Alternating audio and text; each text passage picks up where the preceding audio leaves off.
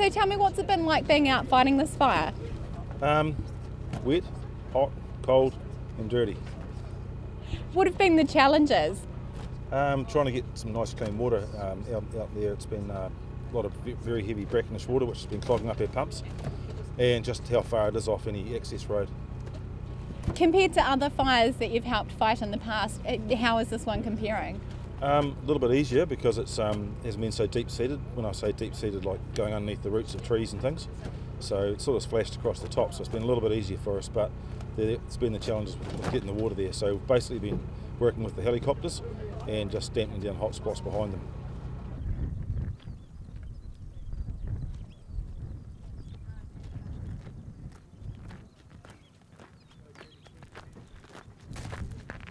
So tell me, you're still investigating the cause of this fire?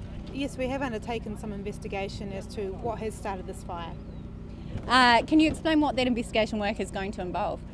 It's a little bit difficult to say, but it looks at the fire behaviour itself and the origins of that fire.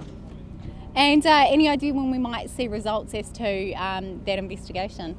Not at this point. It's difficult to say with these things. And can you explain the challenges in terms of fighting this fire? It has been a challenging location. It always is in the wetlands. The ground is very soft, so we can't get heavy machinery into there. All the work by the ground crews is by foot, and coupled with that is always the weather, determining if that's going to work for us or against us. And this fire could have actually been worse. Can you explain that? Yeah, fires in Awarua wetland have traditionally been quite large fires involving the firefighters for a number of weeks.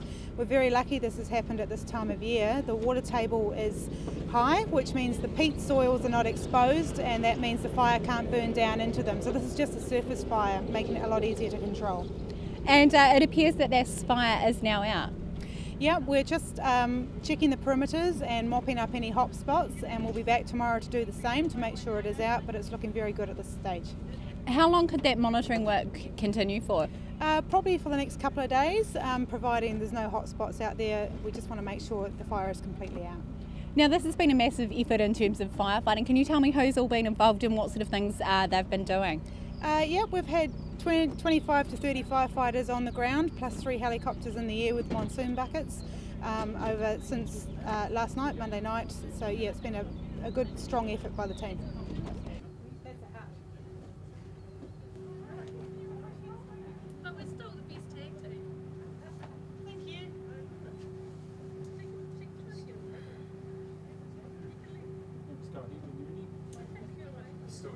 There we go.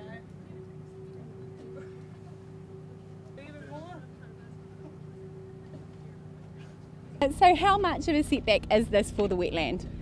Well, Sarah, we've lost 418 hectares at this stage, so the immediate impact is significant. It's a lot of vegetation and it will have affected a lot of animals, but ultimately the wetland has the potential of recovering. How long before you know the extent of the damage that this fire has caused? We'll probably start to get a reasonable idea within the next couple of weeks, but probably not till 6 months and even out to as far as 2 years away before we start to see whether there'll be a weed infestation coming through. Now, in terms of cost, what kind of an economic cost could this have for the work that DOC does here at the wetlands? Yeah, the greatest cost for us will come in years to come if there is weed problem. A lot of these areas that our weeds team have worked so hard to keep the weeds out of have recovered quite well without problems, so it's really hard to stay, but it could be quite significant given the size of the area and the location. Now, in terms of water quality, could this impact on the water quality for Waitana Lagoon? Yes, Sarah, it could. A fire of this type has that potential. Luckily, it's been very wet here over the last few weeks, and so it hasn't managed to make its way into the peat soils as significantly as it could have in the past. But that's something that we'll be monitoring and measuring to see what impact it has had on the lagoon, because it did get right to the edges of the lagoon. And in terms of recovery, how long will it take to get the wetland back to its pre-fire stage?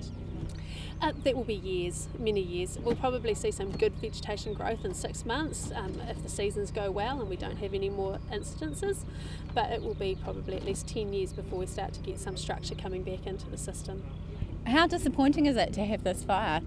Oh, it's hugely disappointing. There's a lot of work going on in the area to protect this significant Ramsar site, and it is a huge setback, but I'm sure we can bounce back, and there's a lot of community support for restoration, so I'm sure we'll be back on our feet soon.